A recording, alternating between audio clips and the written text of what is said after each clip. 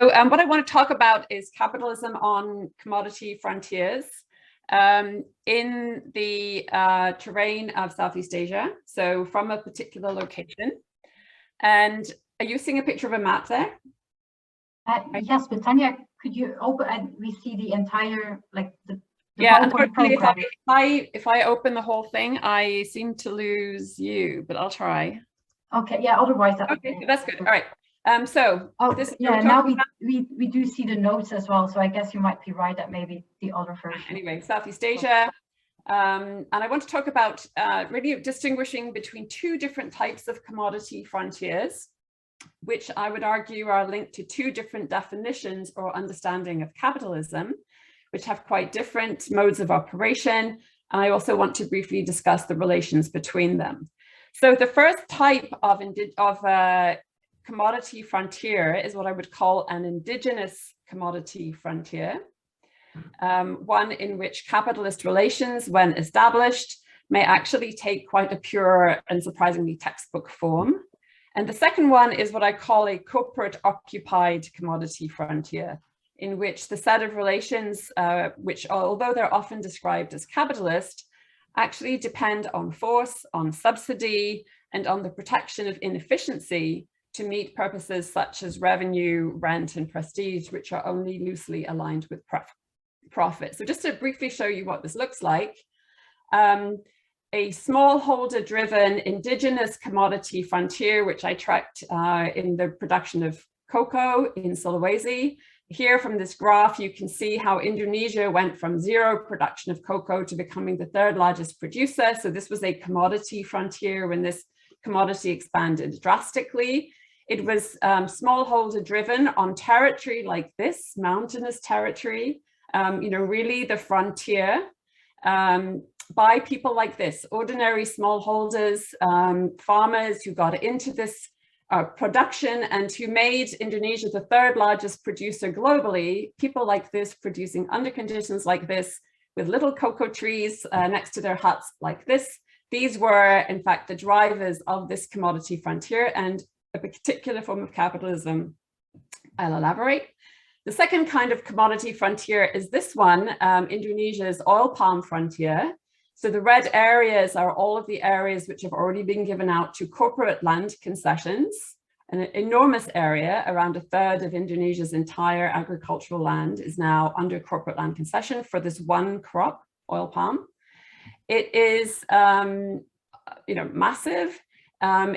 On the ground, it looks like this, all of the land, this kind of frontier has all the land kind of blocked out into large corporate concessions with really very little space for people in and around them. The white areas along the rivers here are tiny little residual nooks and crannies where people can live. So this is what I call a commodity frontier dominated by corporate occupation. And this is what happens to the people in such a zone, basically perched on the river's edge, residual hamlets under such a corporate regime. Okay. That's it for pictures. So I'm suggesting two types of commodity frontier, and I want to argue two different ways of understanding what is capitalism and its dynamic. So first of all, on the indigenous frontier. So capitalist relations, as I define them, are the ensemble of relations characterized by private and unequal ownership of the means of production, land and capital, a group of non-owners compelled to sell their labor, and the use of capital to generate profit under competitive conditions. So this definition centers the element of compulsion, which is usefully elaborated by scholars such as Robert Brenner and Alan Wood. So quite clearly, non-owners of land and capital are compelled to sell their labor to secure the daily and generational reproduction. The price of their labor is set not by their needs, but by competition from all the other landless people who are also seeking work. So compulsion there is quite clear from the point of view of labor. For owners of capital, similarly, competition means that they must seek profit to generate more capital to invest, simply to reproduce themselves as they are, that is, as owners of capital. For small owners, like the farming family that I showed in those pictures, these are the kinds of people often referred to as peasants. there's, I would argue, in fact, Ellen Wood argues, a crucial tipping point at which such people are compelled to produce efficiently in order to hold on to their land. If they're not so compelled, they hold tightly to their land, plant diverse crops, and may prioritize diversity and security over efficiency. But when their land is too small to sustain them from such strategies, they too must switch to the production of the most productive crop in order to try to reproduce themselves as they are, that is, as owners of small plots of land. So concretely, in the highlands of Sulawesi, Indonesia, that I examine in my book, Land's End, capitalist relations defined in this quite specific way emerged at a particular historical period around 1990, when indigenous farmers enclosed their common land to create private property as a byproduct of their initiative to plant cacao. Land quickly became a commodity, freely bought and sold, and successful cocoa farmers began to accumulate land and capital. Within a decade or so, they'd bought up the land of their less efficient neighbors, some of whom became landless and sank into destitution. So the enabling conditions of the emergence of this specifically capitalist relations of compulsion in the way I've described them, were first of all this. The land frontier had come to an end. Right? If land doesn't come to an end, you're not compelled, because if you're not successful here, you just go over the next hill and you start again. So you have commodity production, but not capitalist relations, I would argue. Secondly, the crop they planted, cocoa, is highly disease prone and rewards capital investment. So farmers who were able to set up their cocoa holdings at a sufficient scale were able to feed their families and also feed their farms and shower their cocoa with agricultural chemicals. And they quickly, therefore, outcompeted neighboring farmers, their own siblings and cousins, who were not able to do this. So the capital requirements of the crop were also relevant. And thirdly, the lack of access to state transfers and remittances. So this may seem counterintuitive, but in fact, globally, many small-scale farmers depend on sources such as state transfers and remittances to support inefficient farms or to see them through hard times, bad weather, a pregnancy, an illness, this kind of thing.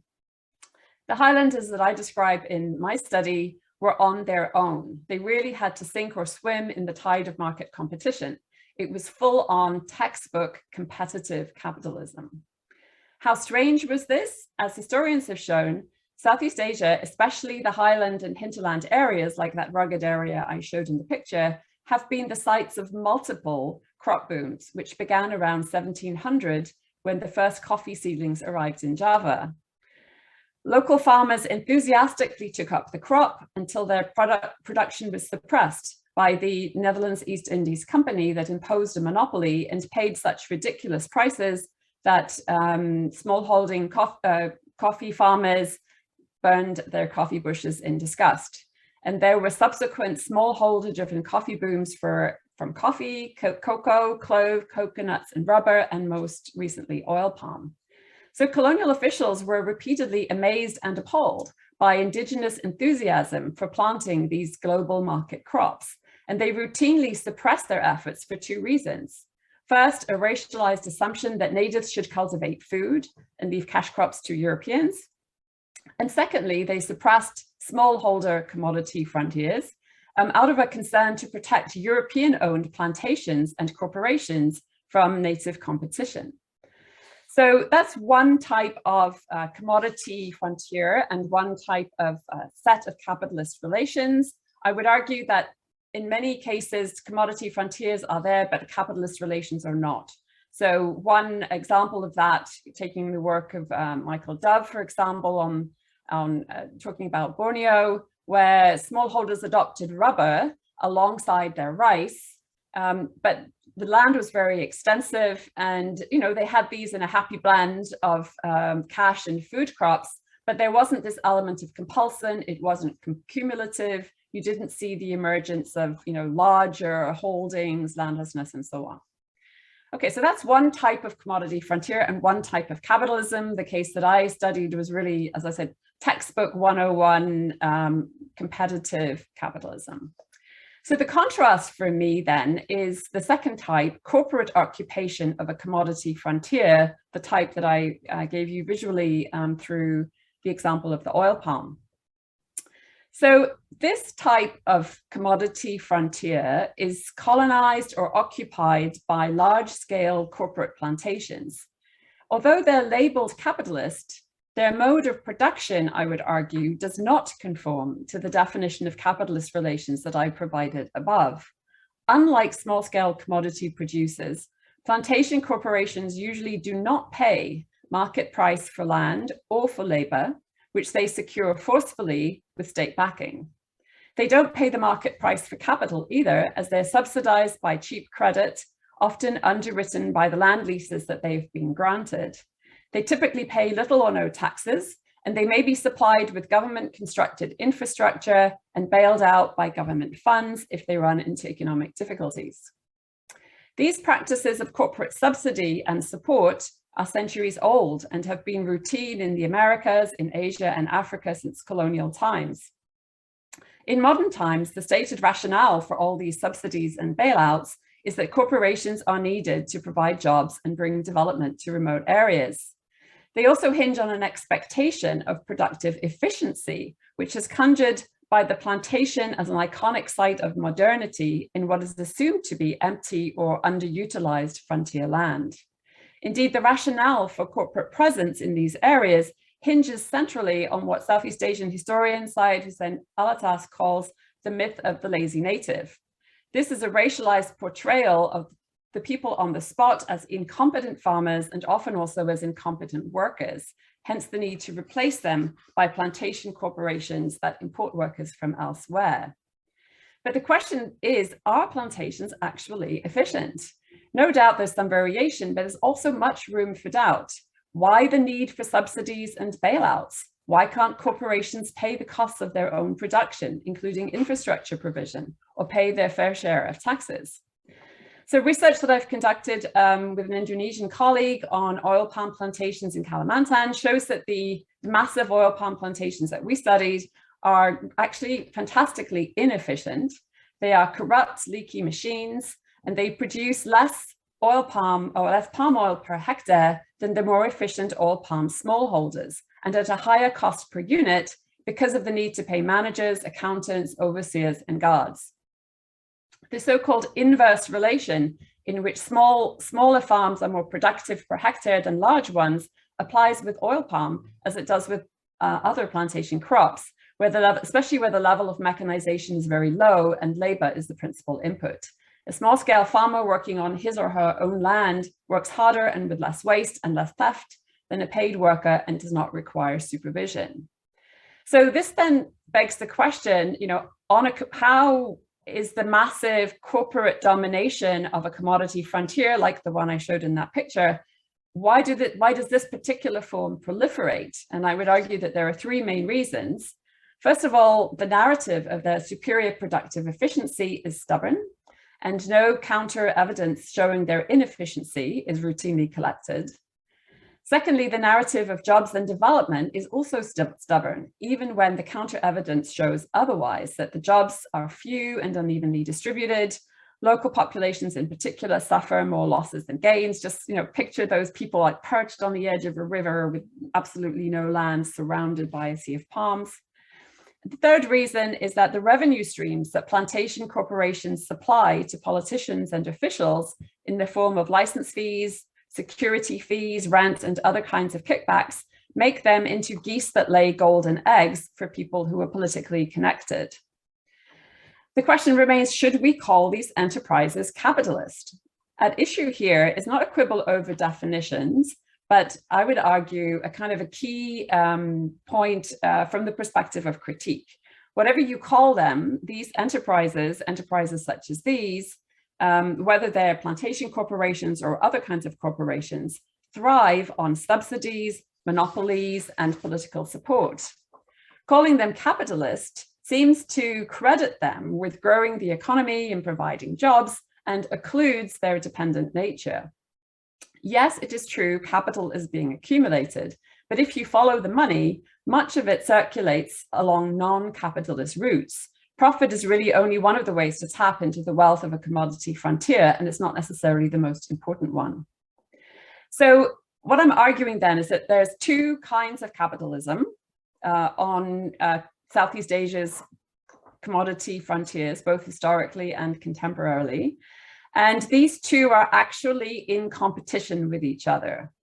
Corporate plantations are often, if not always, inefficient. Smallholders with access to good seeds and infrastructure routinely outcompete them.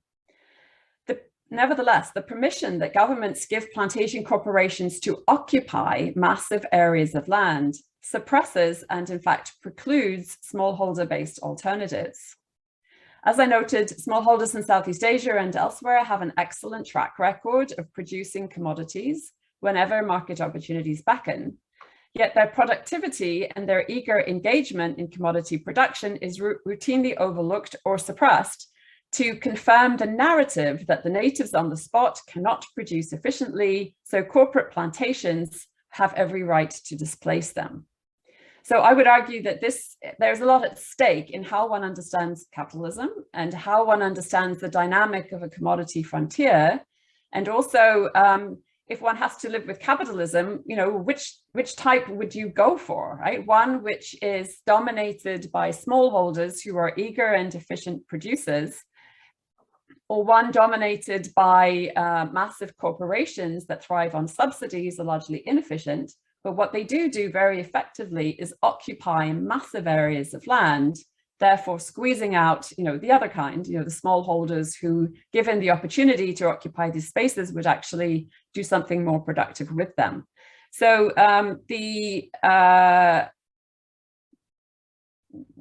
yes, that's where I will leave it, sort of with thinking about commodity. Okay, so first of all, I want to thank Sven for bringing us together. Bringing us together in the sense that we're here and now discussing your ideas, but also in a sort of a wider sense, because of course, in all these discussions of capitalism, we cannot forget that the best advertisement that we have had in recent years to put this concept front and central was Sven's book on the history of cotton. So I think the fact that we are having this discussion partly comes out of that. Thirdly, also because Sven, of course, did the heavy labor. Here, it's much more difficult to lay down sort of your definitions and ideas than to critique this or raise some questions. So what I will do is this sort of comfortable thing of bringing in some critiques and questions. Some of you might know that in terms of my actual daily work, I work very much on the historical side of capitalism, but I want to focus my remarks here on the more conceptual questions that Sven raised, sort of the question maybe of the essence. And in the process, I will say some things that are positively critical also about a major tradition of thinking about capital and capitalism, which is, of course, sort of Marx's work and that of his followers. So I want to start with capitalism and capital, actually, because the interesting thing about the text that Sven produced, and I think it's absolutely sort of, it's where we all end up usually when we discuss this issue, is that it is about the logic of capitalism, but in the text we get the logic of capital. Actually, the word capitalism in the text is used only when discussing war capitalism, which many would view as sort of the substandard or the non-standard form of capitalism, but we do not get sort of the word capitalism when discussing the beast itself. We get the logic of capital. And I think there is a good reason for this, which relates to a big theoretical problem. That is that I think if you go to most standard accounts of what capitalism is, the hidden assumption is that the logic of capitalism is the generalized form of the logic of capital. It's the logic of capital transferred to society.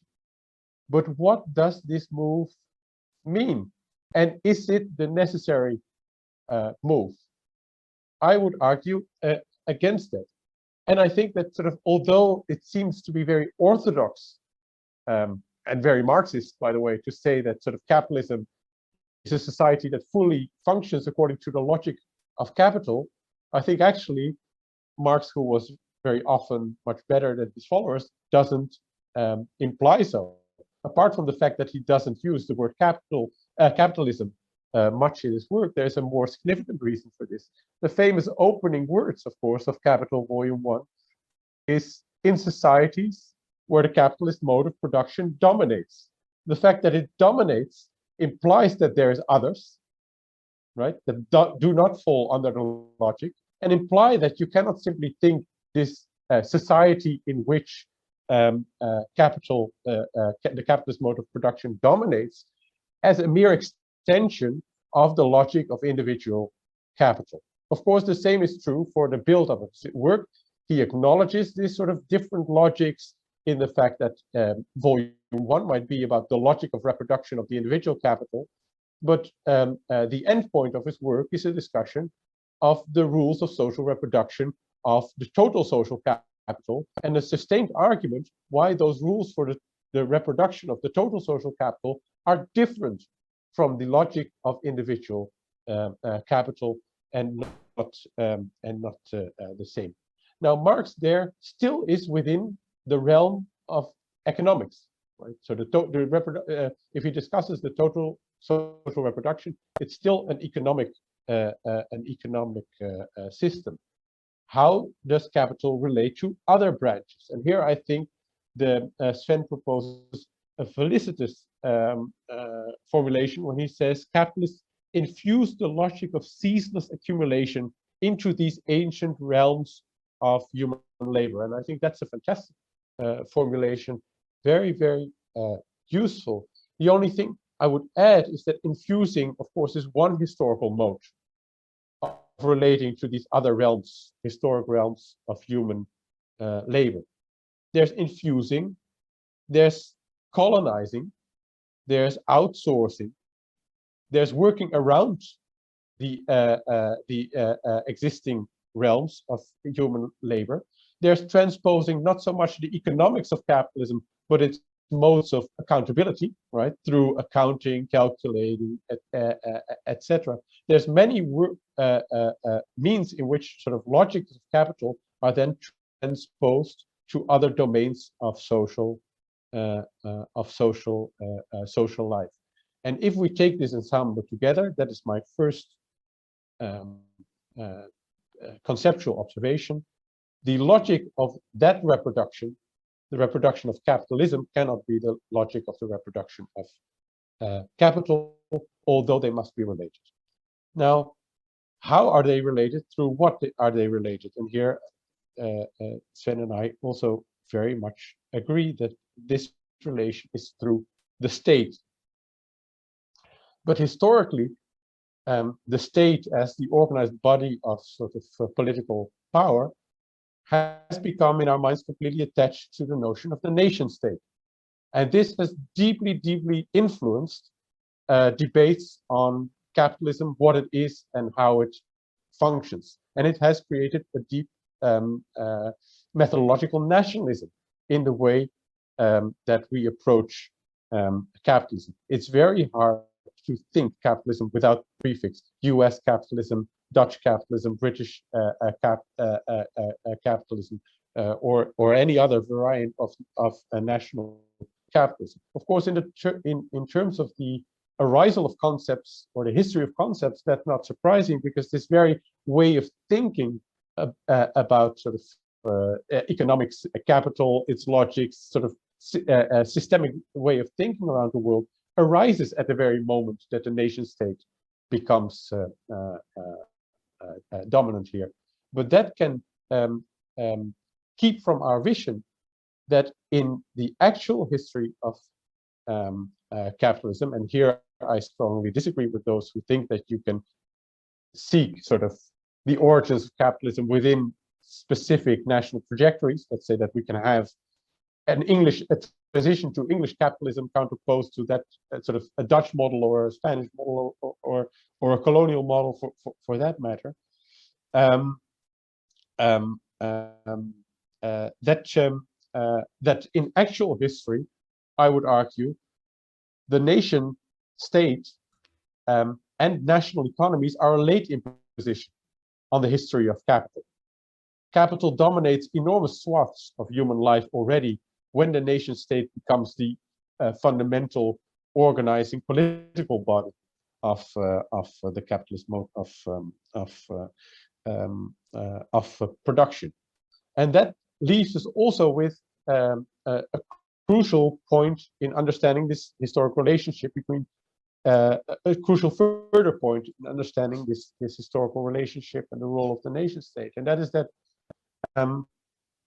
perhaps the most fundamental building block of our modern system of nation states, the fact that they all in some ways must relate to a world economy that is capitalist, this most fundamental building block out of which the nations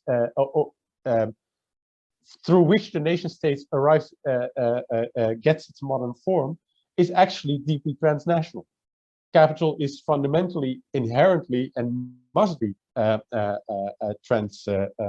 transnational. It doesn't accept any borders except its own. And that brings me then to a final conceptual point, also in view of the time. And that is, how can we think then about sort of this relationship between capitalism and its others? And this is something that, of course, Sven's text raises very clearly. And I don't think you can have any sort of structured account of capitalism without an idea how it's related to social systems that are not organized in a capitalist way. And I think traditionally, these others of capitalism have been, in terms of their temporal situation, have been thought in two ways. First, what goes before capitalism. So capitalism is preceded by things that then transition into capitalism, or it's in what comes after capitalism. And of course, that was the intention of some of the main thinkers about what this capitalism is, was the possibility to think beyond capitalism, a world that's organized along very different principles. But I think this historical line has its secret implication, and that is, of course, that every element of non-capitalist organization of social life, in fact, must have the tendency to be transformed in this sort of form of capitalist organization. Hence, the hunt for generations of especially Marxist thinkers for feudal remnants, right, or sort of the elements of society that were not yet a capitalist, in which the yet was a sort of fundamental reflective moment. So this was what held society back, and I think there is a fundamental problem there. That is that I completely agree with this idea that what is the defining characteristic of the logic of capital is this relentless drive towards accumulation, which then determines the core tendencies of this whole social system that we call capitalist or capitalism. But a tendency is not an automatic process. In reality, we know that this tendency takes its shape in processes of intense expansion and extraction, or sort of shrinkage, right? It's expansion and contraction. If capitalism contracts, what do the people that it leaves behind land up in? If the commodity expands and then withdraws, are the people who were once sort of in the pre-capitalist mode, are they thrown back into sort of pre-capitalist existence? Now, of course not. They might move from petty commodity production into something that's into forms of production that are completely organized by capital, into unemployment, into petty commodity production again. But very often what we see then is that this petty commodity production itself is organized and shaped through this, as I said earlier, infusing, colonizing, outsourcing, working around capital and capitalism. Sven had this wonderful formulation about how capitalism necessarily permanently draws on the non-capitalist others, but I would propose that what we have to think about is how does sort of modern capitalism produce its non-capitalist others? How does it create and feeds on forms of production that are strictly speaking outside of its own proper realm? And then that is where I want to end. I think this is necessary also because it shapes the way how we think about resistance against capitalism, and maybe even the possibility of overcoming it, which traditionally, of course, was argued that has to come completely through capitalism. But in reality, I think all the struggles that we describe are combinations of the struggles that are produced by capitalism and the struggles at the same time that are produced by the exclusion of people from the realm of immediate exploitation, their unemployment, their sort of their lives that are shaped by capital, but also by this forced exclusion. Okay, I'll leave it at that. Thank you, Pepjin. Wonderful. Let's move to the next speaker, Vinay Gidwani. You have the floor. Welcome.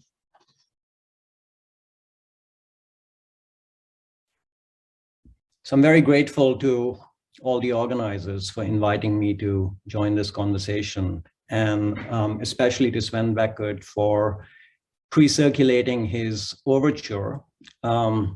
I used Sven Beckert's Empire of Cotton in a graduate seminar in the spring, and I think the students found it really quite eye-opening in all sorts of ways.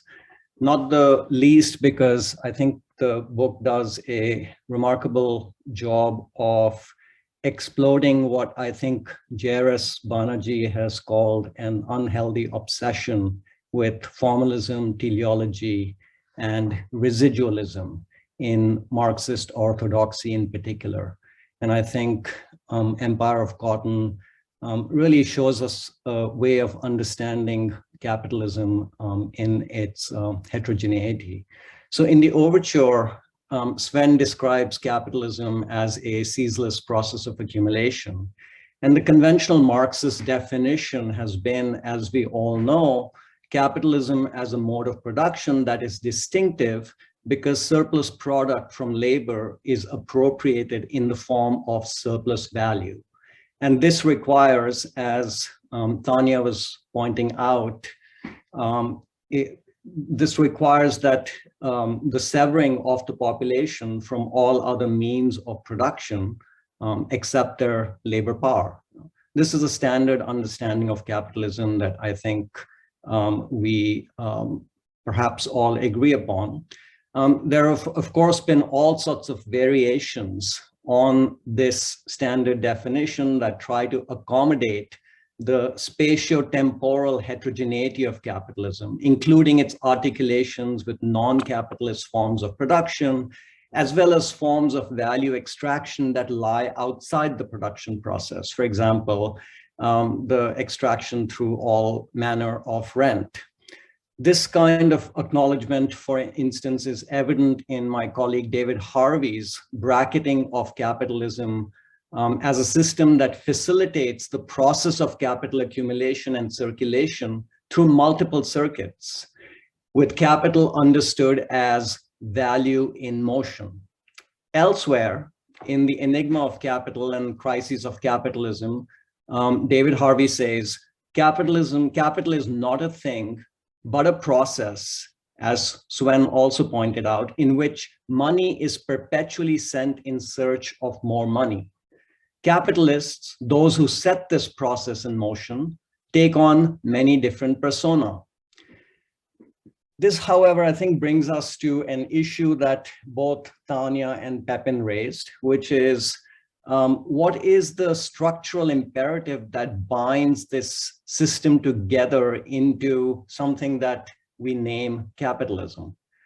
So Harvey, like Marx, is at pains to emphasize that capitalism as a system is organized by a structural imperative, the coercive laws of competition and the compulsion to conform to an ever expanding realm of social average, right? What is sometimes called socially necessary labor time in the realms of labor and commodity production. Naturally, this does not mean that individual capitalists don't try to dilute competition or try to capture supernormal profits or try to continuously depress the costs of reproduction of labor power. This is all part and parcel of capitalist dynamics, but I think trying to understand how a structural determination comes to reside at the heart of a system that then enables its reproduction and durability is, I think, essential to understanding how capitalism both originates, expands, and then develops this incredible staying power that I think many of us lament. So when I was initially thinking about how to respond to Sven's overture, I thought, well, he's described capitalism as a ceaseless process of accumulation, but wouldn't it be cool to imagine a global history of capitalism not as a relentless accumulation of capital, but as the relentless accumulation of waste, right? And perhaps with cotton once again as the centerpiece. Unfortunately, I don't have the wherewithal to do that, partly because I'm not a historian. But as I've tried to argue elsewhere, and here I think Tania's work has been quite influential for me, the production of surplus value has inevitably entailed the production of surplus populations and surplus matter, or if you prefer, populations that are deemed superfluous and matter, including land, that is deemed waste in the eyes of state and capital. I have a lot more to say on this. I also have much to say to Pepjin's closing provocation on what happens when these ups and downs in capital create upheavals in the lives of people, and how do we understand the relations of capital to non-capital. But I'm not going to go there. I'll just leave that for the conversation if we have time. What I want to do is make a series of 9 interconnected propositions on the issue of waste, which has been, as some of you may know, an unhealthy obsession of mine. So the first provocation is that any discussion about a lexicon of commodity frontiers must include a discussion of waste as a discursive and material element in the global history of capital. Second, waste initially indexes an external frontier to be colonized for capital, whether through direct state-led expropriations by indigenous smallholders, or settler expansion by force and subterfuge, or through concessions that outsource sovereign power to corporations. Third, as the Anthropocene becomes the Capitalocene, waste increasingly comes to index an internal frontier that poses limits to capital accumulation unless expelled, sequestered, recycled, refurbished, or renovated. Because such attempts to domesticate waste are always uncertain, because waste can act back upon human worlds in unanticipated ways, this leads to certain contradictions within the reproduction of capitalism. Fourth, Because the outside becomes inside once capital becomes world shaping, and primitive accumulation becomes an ongoing process, right? Not as a one-off event, which I think we all take for granted at this point. There are always places, people, and things that are being construed as waste, primed for improvement by being brought into capitalist circuits of value. So the emergence of carbon markets and geoengineering, or the promise of green capitalism, or the fantasy of the circular economy, all approach commoditization as the panacea for capitalism's ills. So there is a real deep irony here. Fifth, waste in this understanding then is never anti-value, but rather, as John Frau puts it, the degree zero of value, right? Sixth, if the lure of new commodity frontiers and supernormal profits drives initiatives like carbon trading and geoengineering, then a different kind of lure of commodity frontiers for survival and speculative windfalls drives waste pickers and scrappers around the world who, having been deemed surplus to the requirements of capitalism, find their livelihoods in gleaning salvage value from commodity detritus, itself an effect of capitalist overproduction and fast consumption. 7, having said all that, Rob Hengeveld and many others note that the Anthropocene as Capitalocene has witnessed the accumulation of ever-increasing amounts of non-decomposable products, or else products that can be reused only through massive inputs of energy. 8, while post-consumer waste has been growing by leaps and bounds, a very large proportion of non-decomposable waste is in fact created in the process of production. And Josh Lipovsky in Reassembling Rubbish reminds us that no amount of remediation of post-consumer waste will address the problems associated with production waste, whose discardscapes now scar the planet. And finally, capitalism and its traditional intellectuals have a conflicted relation with waste, even as they rail against and try to eliminate or minimize inefficiency, overcapacity, idle time, and a constellation of other phenomena that are treated as symptomatic of waste through a variety of technologies, from accounting to auditing to surveillance to industrial engineering and automation. The profit imperative continuously spawns waste through the process of war, through creative destruction, the generation of Schumpeterian waste, through planned obsolescence, and the like. So I have much more to say, but in the interest of time, I'm going to leave it there. Thank you, and thank you also for the suggestion to take waste as one of the next key concepts. I really think it's a tremendous stimulating idea. Now, so my comments on capitalism draw from my vantage of anthropological research since 2015 in Mozambique, at the tail end and in the aftermath of the so-called New Scramble for Africa over the past decade.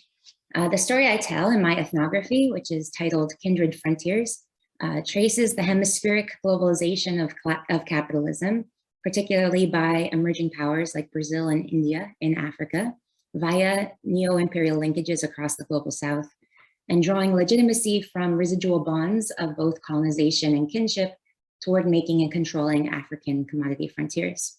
So Sven offered us a narrative of a world created by the ceaseless movement, expansion, and accumulation of capital.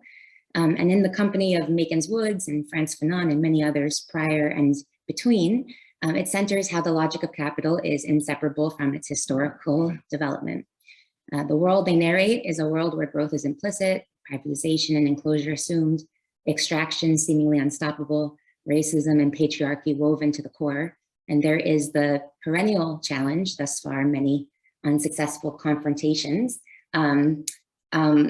with capitalism, especially without the subversion of racial hierarchies and gender oppression that participate integrally in creating, reproducing, and reinforcing class domination.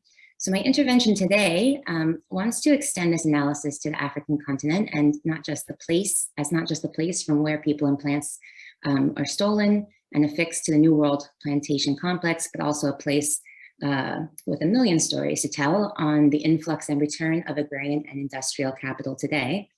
This comes in sharper view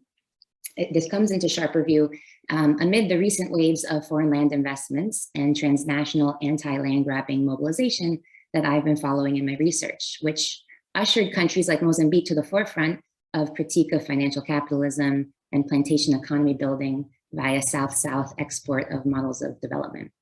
And moreover, the recent history of capitalism in Mozambique also takes shape around the gendering of capital, necessitating close attention to how people and women in particular as targets are caught up in a push by states and international organizations toward African entrepreneurial capitalism. But the other vein of my intervention I want to discuss is also the use of women's agency, the way that women are responding to capitalism through rural cosmopolitanism, that is this mounting desire to connect with global capitalism. This in one way means attempting to help incoming plantation investments to take root. And these fledgling investments, many of which did not materialize, they struggle in the difficulty and expense of putting down roots in Mozambique. And so the women, smallholder farmers, in some ways get involved in helping to instill the seeds of perhaps agro-extractivism. And I can talk a little bit more about the ethnographic details of that, but I won't be elaborating so much on that right here. But what's interesting here is the embrace of both the threats and the fragility of capitalism, appreciating how the failures to accumulate, the failures of accumulation, the retreats of investment, the breakdown of profits, and the difficulty of extraction can lead to marginal gains that accrue in their favor in some ways that can be meant to reshape and to accrue in the favor, at least that's the vision, and dynamize an agrarian landscape and future making in ways that they seek, that they are seeking out. So with that preamble, I'm going to use my presentation time to speak by putting three contentions on the table. So the first is that South-South kindred capitalism in many ways is no different than North-South capitalism, global capitalism perhaps. You know, these narratives of a totalizing, ceaseless, effective, and determining global capitalism must also, however, include stories of the failure and fragility of capital. And the next is that agrarian communities often seek paths and means of pursuing agricultural development where capitalism is inherent, even when subjecting themselves to the harms this may entail. And then the third contention is that post-capitalisms can in fact be imperial when viewed from very particular vantages. And this might be most challenging and for our debate, going to questions of, age-old questions of agency and structure, in this case in terms of smallholders choosing capitalism and logics of capitalism, and not doing so as false consciousness. So first we'll say, the first contention following that is that soy is cotton. So to follow Sven's narrative and to relate it to my research, I was looking at Brazilian, in particular Brazilian capitalist globalization across to Mozambique. This is an interesting global narrative that you could write about soy capitalism that usually ends with the Western Hemisphere, but I'm bringing it back to Africa. This is through various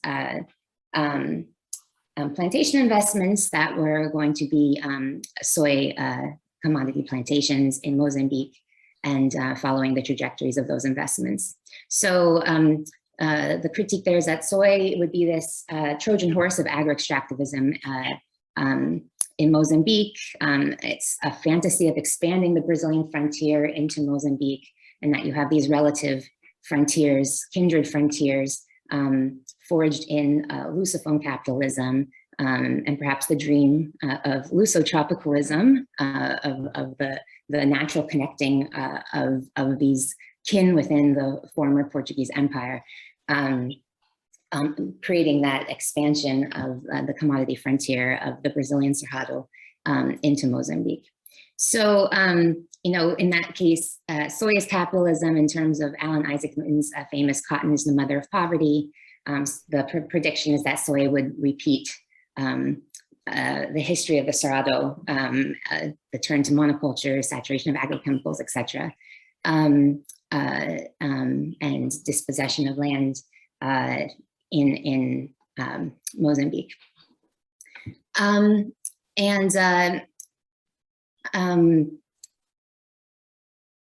Yes, so I mean, following that, you can see the indications of that story. The few plantations that materialize, I follow too very closely in my ethnography. You know, they sit atop the residues of these colonial plantations, cotton plantations, since abandoned in Mozambique. You know, they're reusing and retrofitting the structures of those former plantations. There is the displacement of a certain number of people to instill these plantations. There's chemical drift and illnesses that take place with the few plantations that reach that level of production. And then in the departure and abandonment of these investments due to hardships and the cost of extraction, agro-extraction, the abandonment can also have ecological repercussions. So the second part of this story then is that soy is perhaps not cotton, and that is looking at a peculiar plantation nostalgia that many smallholder farmers who live near these plantations, neighbor the plantations have, thinking about relationships with colonial Portuguese farmers, the company stores, having stable off-farm labor. All of these things energize local economies with the injections of capital in ways that they want to see take place again today with the new incoming plantations. And they're concerned, many people, I'm not going to generalize to all, but there's a lot of concern with faltering and failing plantations, the land grabs that do not materialize, and how to accommodate new plantations in order to maybe perhaps have some kind of marginal gain in their favor. You know, this goes to thinking about from regional perspectives, you know, not totalizing narratives of global capitalism, perhaps. I've always been very inspired by Anna Singh's the patchiness discussion that's going on, not thinking in blankets but patches, understanding you know, storytelling spatially as well as temporally, and you know, bringing in these social histories as our storytelling. And here that features in the experiences of communities living next to these new plantations. So, you know, perhaps another story of soy capitalism and also an emerging soy commodity frontier through small scale farmers. So another dynamic that I'm following here with the story of soy capitalism into Mozambique is how soy becomes a kind of darling of commercialization among smallholder farmers. So a kind of midwife of a desired agricultural development, and particularly for women. And spent a long time project actually to bring African soy to Mozambique. And most recently, the iteration is through international organizations, philanthropic organizations like Gates and Clinton and Rockefeller, that view soybean as a kind of a cure-all for not only nutrition, household nutrition, but also as a viable commodity. And then also having the ability ecologically to do things with nourishing the soil in ways that not always expressed in its monoculture application in places like Brazil. So, you know, this can relate to Tania's discussion of the dimensions of capitalism, capitalist logic happening here with competition, the extent to which it accumulates.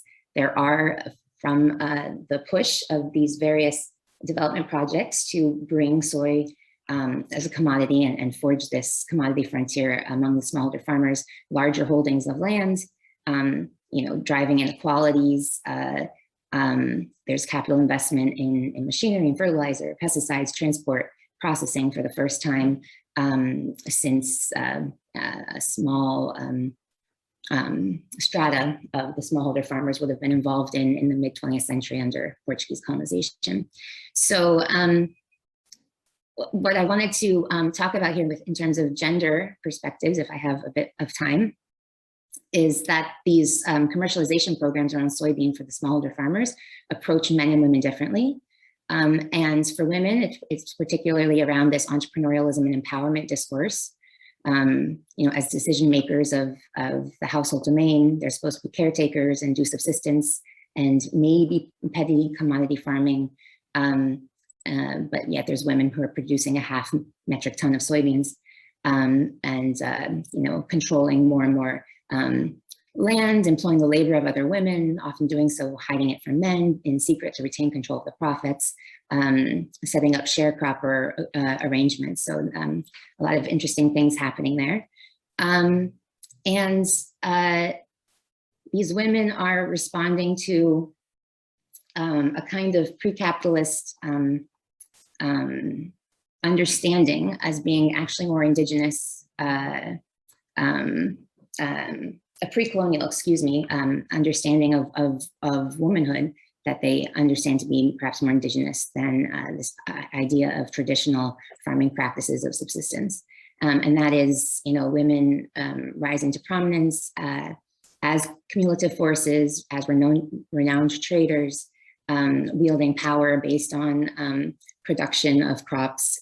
And that's before the emergence of the kind of proto-feudal relations that then led to the peripheralization of the roles of women, which was intensified by colonialism and generating a kind of roles that we might associate with sexual division of labor and women in the household in Africa.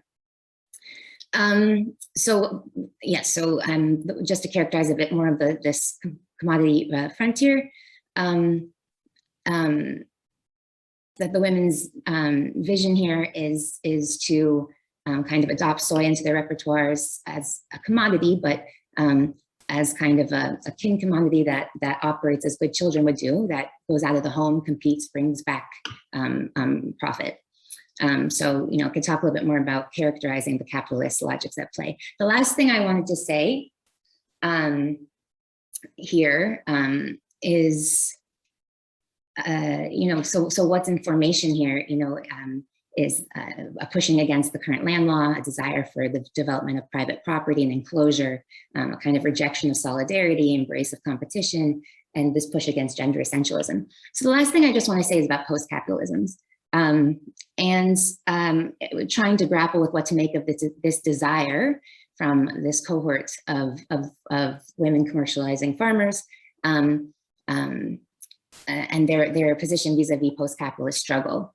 And they're seeking the transitional landscape. We might call it a transitional landscape, but it's a multiplicitous landscape. It's one where capitalism doesn't dominate or crowd out, but co-inhabits. It makes room for multiple. You can have a plantation of commercial agriculture or two, as well as petty commodities, as well as larger landholders, as well as subsistence. And they're thinking with this mosaic, maybe perhaps a neoliberal kind of multiplicity, but it's to include capitalism, perhaps to domesticate it. And it's expressly not part of the very popular vision of degrowth. This is really relevant because South American notions of buen vivir and degrowth are being kind of transposed and entering into Mozambique through South-South connections of advocacy, environmental activism, and they fit awkwardly and have a lot of disjunctures that need to be examined.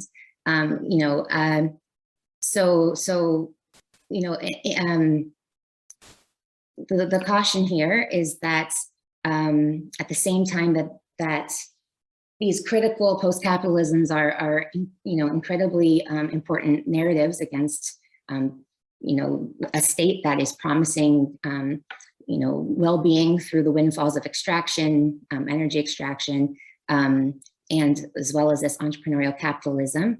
It's not a false consciousness, in my view. There's really interesting kind of the ways that especially these women are approaching this with eyes wide open.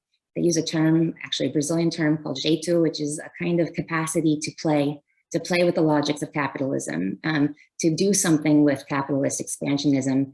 And in this case, it's fragility, it's temporary presence, it's departures, it's residues, and to make it work in some small way for them, and accumulate towards what they are envisioning for their future.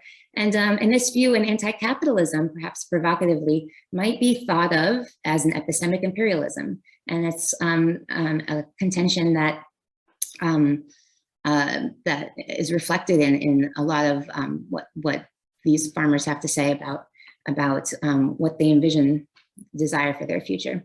So, it's has a lot to do with past violences of post-capitalist experiments that are still felt acutely, that attempted to homogenize the peasantry, that took away certain resources and land access and things at the dawn of Frelimo, and that is being resisted here, but resisted in an embrace of global capitalism, and then also thinking about the capacity to have these multiple ontologies, a capitalism coexisting with others, and not as hegemonic. So I'll stop there. Thanks so much.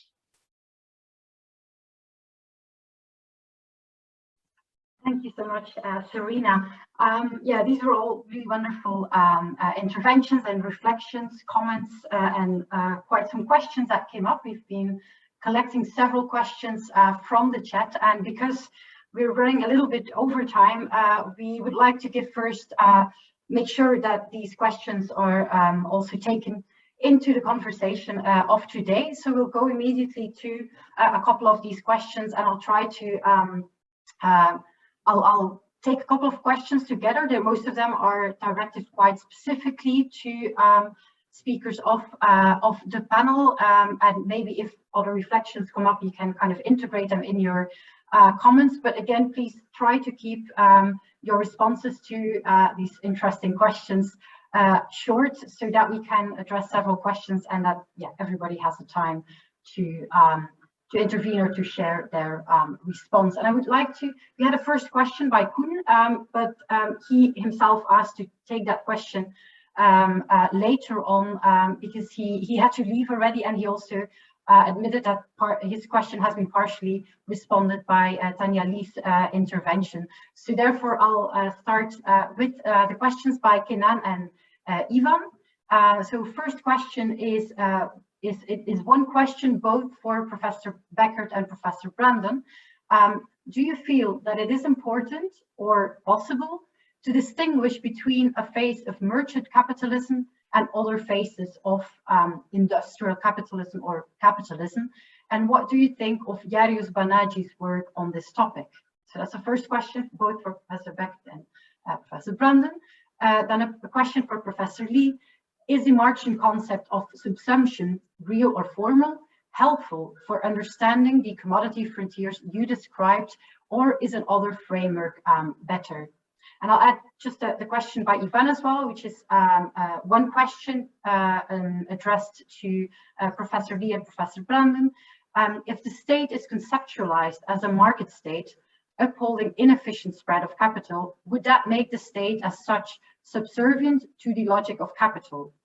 And also, can this be classified as an implication of a certain false consciousness of the state in service of capital, rather than being in service to its citizens? So these are a number of questions, and I'll first give the floor to Sven Beckert to briefly address the question that was posed to him, and then we'll go to the other speakers that have been addressed by these questions. So, okay, great, Hannah. Thank you so much, and thank you for these questions, and also thank you for the extended comments, which I really appreciated. I think the question that was directed to me was about merchant capitalism. Is that correct? Yes, so if I just briefly recapitulate, it's about, do you feel that it's important or possible to distinguish between a phase of merchant capitalism and other phases? Okay, yes, okay, I do feel that this is useful and necessary. As I think I argued in my short presentation, capitalism changes quite fundamentally in its now half a millennium long history, and there is a kind of systemic difference about the industrial capitalism, let's say, of the 1870s, or the merchant capitalism, let's say, of the 17th century. And the difference articulates itself on various levels, but it includes, for example, also the relationship to the state, which Pepjin mentioned earlier, and the very fact of the emergence of nation states. Of course, there are continuities as well. I mean, like with any historical problem, there are differences and there are continuities. And in some ways, as scholars, we try to cluster certain kinds of characteristics that occur mainly in certain moments of time into kind of the concept of understanding that as a particular moment and a particular period in the history of capitalism. There will always be something artificial about it, and you will find remnants of merchant capitalism in the 20th century, and you would find maybe precursors of some of the characteristics of industrial capitalism already in the 18th century. But by and large, I think that's a very, very useful way to make sense of capitalism. But let me say a few more words about some of the other things that have been said, if I may. I will keep it. Yes, if it's very short, that's fine. So Pepjin mentioned that so much of the essay is about, that's not really about capitalism. I just want to clarify that the essay was written for a publication that wanted me to write about capital. This is the headline, and the capitalism comes only into that because I think Claudia changed the heading, and the actual heading of the essay was actually capital, not capitalism. I think the big opportunity that we have, but also the great problem that we face is, and what makes this project of studying capitalism so exciting, is that we are in the process of radically historicizing this peculiar way of organizing economic activities. And this is exciting. And I think that gives us a completely new vantage point of understanding this. But the great problem we have is that we are still in the middle of it. I don't know if exactly in the middle, but we are still living in capitalist societies. And that often makes it much more difficult for us to see this civilization in which we live as strange and kind of weird. And I think for our analysis to work, we should, as much as possible, take on the vantage point of a distant future to see, what is this strange thing that we live in? How does this work? The state is crucial to capitalism. I completely agree with Pepjin. You cannot think about capitalism without thinking about the state. And in some ways, the capitalism as a system is organized not just by the impetus of capitalists or by resistances to them, as I had argued earlier, but very much by the state itself. It's in some ways a state-driven project. Capitalism can be read as a state-driven project, and the nature of capital is, of course, dependent on the state. There is no capital without the state somehow structuring those claims. And last but not least, I thought Serena, your comment on South-South capitalism is really, really important, and especially if you want to look at the most recent period, but also if you want to look at the 19th century. And I think there we have, a certain problem that often our critique, our critique of colonialism and enslavement and all of us leads to a certain morality tale that makes it then much more difficult to give the same kind of sharp analysis to the South-South imperialism, as you mentioned in your talk, and that's I think that's a problem. We need to overcome that. So that's all I can say. Thanks a lot, Sven. Excellent. Now to Pepjin Brandon. There were a couple of questions for you. And questions that would seduce me to talk much too long, because of course they're all extremely fundamental. So you will just have to shut me up, Anne, right? Yes, I'll just start here. I completely agree with the point that we need to historicize capitalism. think of its sort of its large transformation and be able to see a big historical breaks. Now, what defines these breaks? And here I'm a bit sort of I have some unease with this notion of merchant capitalism because it's so often presented as more or less sort of reified a stage in the history of capitalism that's defined by its own sort of mode of operation, and I wonder whether that is the case. So one, of course, frequently made mistake is to see this to counterpose sort of commercial capital then to productive capital in too simple a way. So I think one of the reasons why I really like Banaji's work on commercial capital is because he shows that from the outset, commercial capital always relied on sort of a productive moment as well. Even if we think of sort of the technologies that carried these products for merchants across the world, if you think of the major transformations in shipbuilding, if we think about sort of the ship itself and transporting commodities in a commercially organized way from one end of the world to the other, I would say that is an extension of the production process. It's not simply commercial activity. There is capitalist production in that. Now, how then to make distinctions between phases? That brings us back to this question: what does saying a society in which the capitalist mode of production dominates mean? Now, we can have many different sort of definitions, and of course, major debates have been waged over these definitions. I'm inclined to say, to start from the point where that Sven made about sort of capitalism's relentless drive towards accumulation, and to say the capitalist mode of production dominates, where this drive towards accumulation becomes an inescapable guiding element of how society is organized. Now, of course, there's a quantitative dimension to this. It's how much of the economy is organized in a capitalist way, but I think there's a qualitative element to that as well. And that is that accumulation becomes inescapable, where the metamorphoses of capital always are into other forms of capital, where commercial capital is drawn from financial capital and becomes productive capital, then becomes commodity capital, thrown back into the market to become commercial capital again, where this whole capital movement becomes completely circular.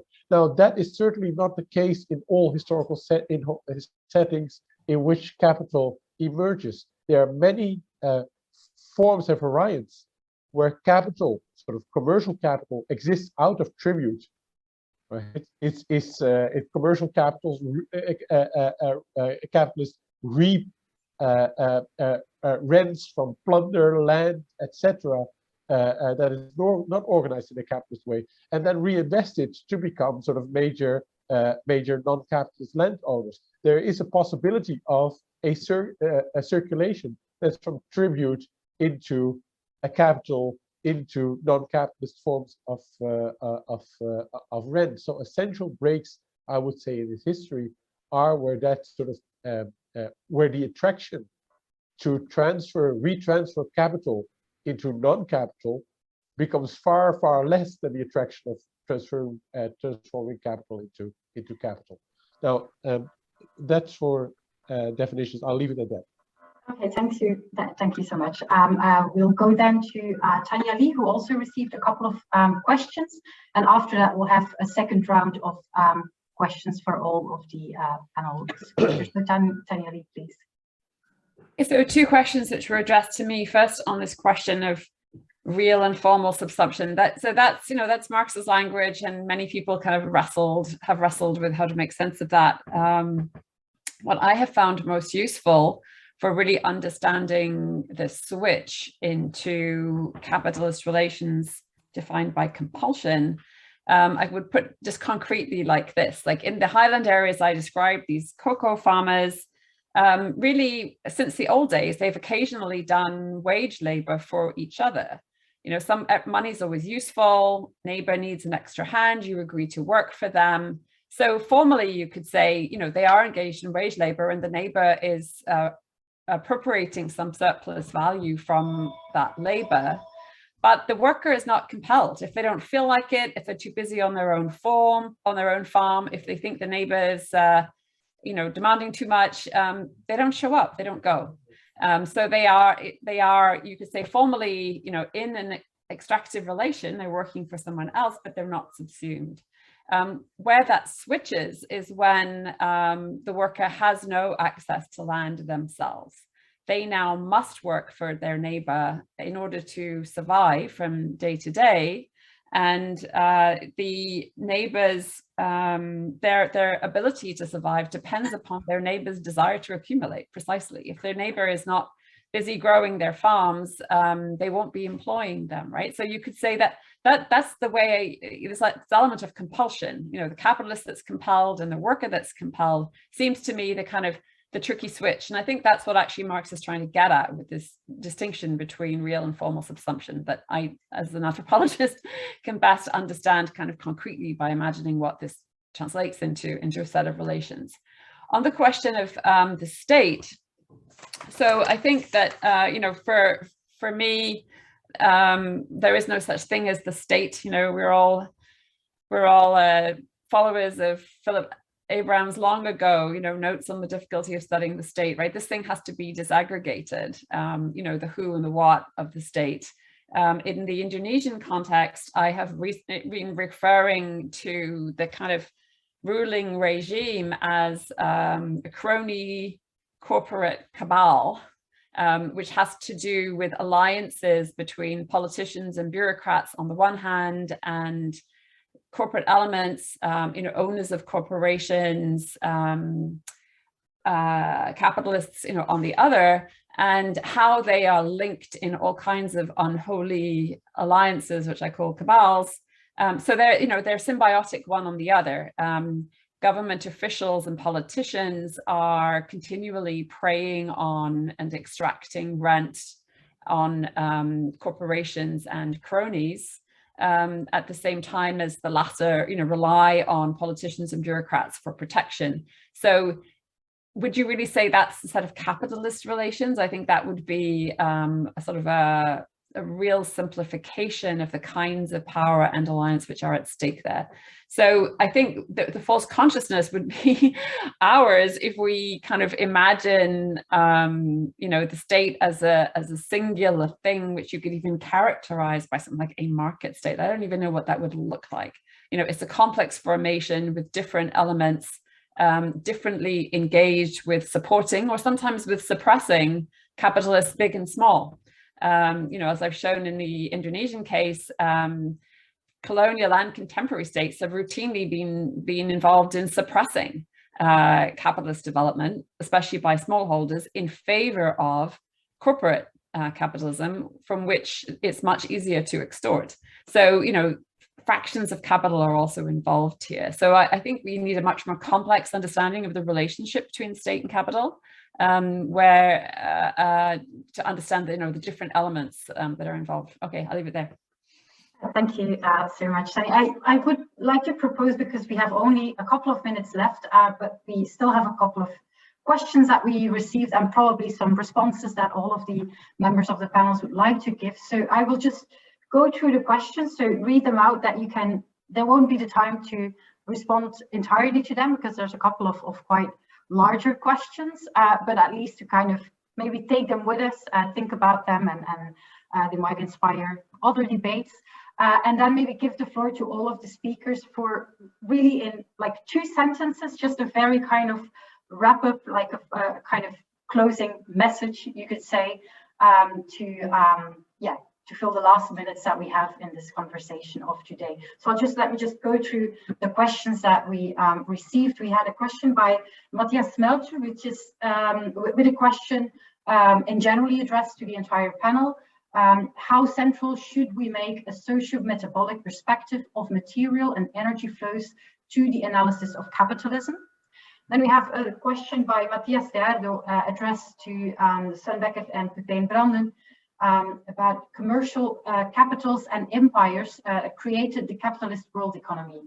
However, the process through which commercial capital conquered the favor of political elites was a long and conflicting one. If we try to add an intellectual dimension to this process, what do you think has been the role of the progressive institutionalization of the science of political economy as the necessary science of imperial government from the 18th century onward?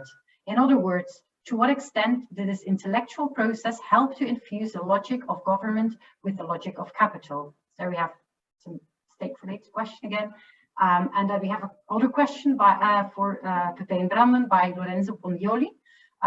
If capitalism is in fact not the domination of the logic of capital over the whole society, what accounts for the difference between past societies in which we can historically detect the logic and operation of capital, such as 13th century Venice or Song China, and the sort of revolutionary epochal break of which Sven talked? In other words, if we are neither looking for transition nor for generalization or subsumption, how do we characterize the distinctively different phases in the history of capital? And our last question, I believe, by Shwarna Ghosh for Vinay Gidwani.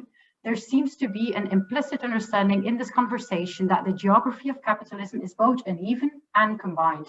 How might we better understand the accretive and combinational nature of capitalist development? How can we better account for combination, a concept that seems far less theorized than its more famous cousin uneven? Can combination be productively articulated to theorizations of the waste value dialectic proposed by Vinay Gidwani, or the ways in which the reproduction of capitalism also requires the continual reproduction of various sociological outsides? Lastly, how might a concept like combination help us think about unevenness diachronically in relation to historically specific rounds of capitalist development in a particular place/region?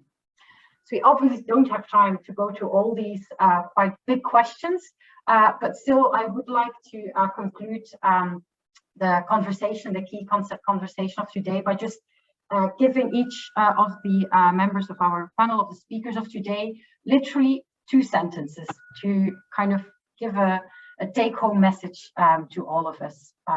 So I'll start with Sven Beckert.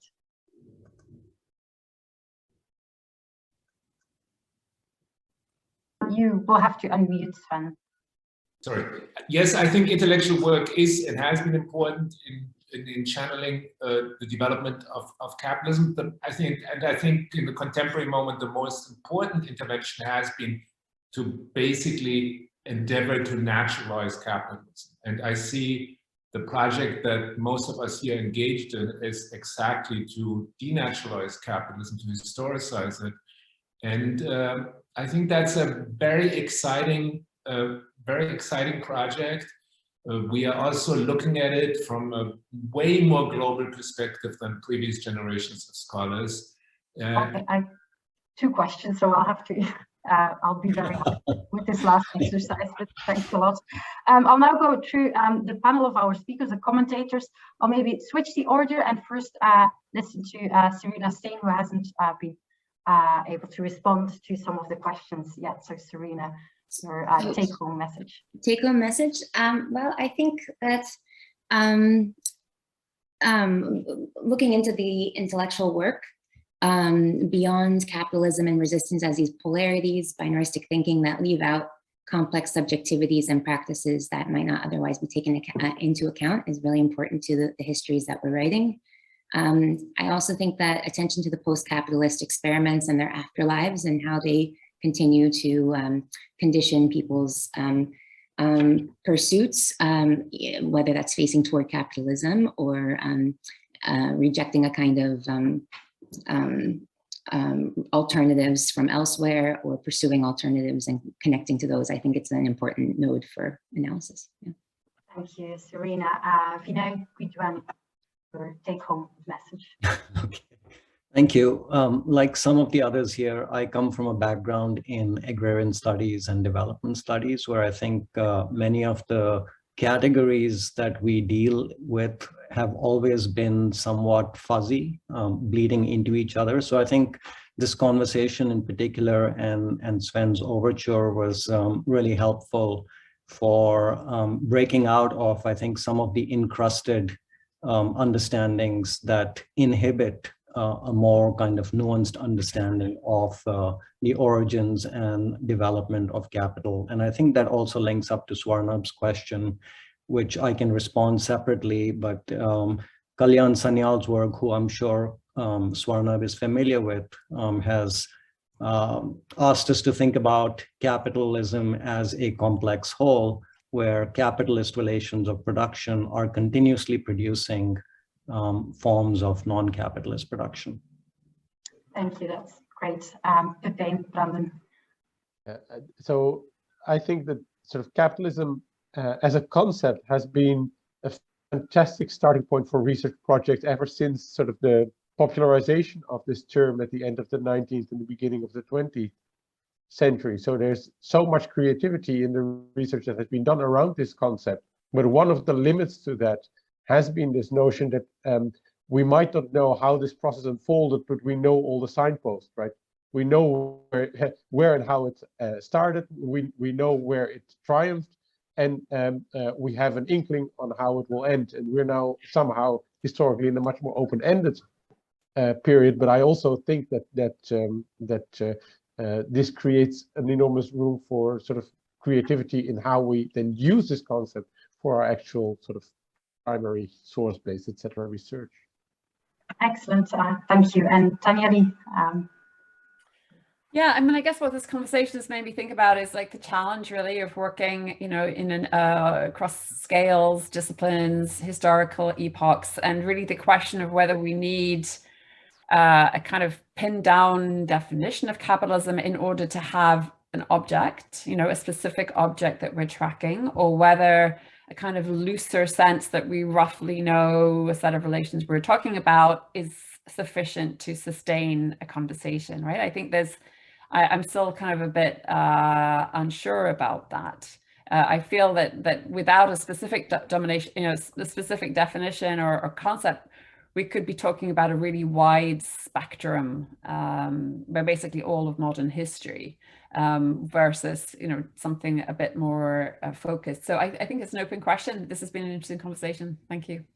Great, thank you. And well, thanks to everybody who attended. Many people have been have had to leave us already, all chased by probably the most powerful commodity frontiers of all, which is time. But before we wrap up, I want to thank everybody who attended. Thank you for your questions. Thanks for participating. Thank you especially to Claudia Bernardi, who has been the driving force behind this second key concept conversation. Thanks to Erik as well. And then, of course, thanks to all our speakers of today, Sven, Tania, Pepjin, Vinay, and Serena. And also thanks again to Jacqueline and the whole team of the International Institute for Social History who facilitated this meeting. We will have new sessions coming up in 2022, including about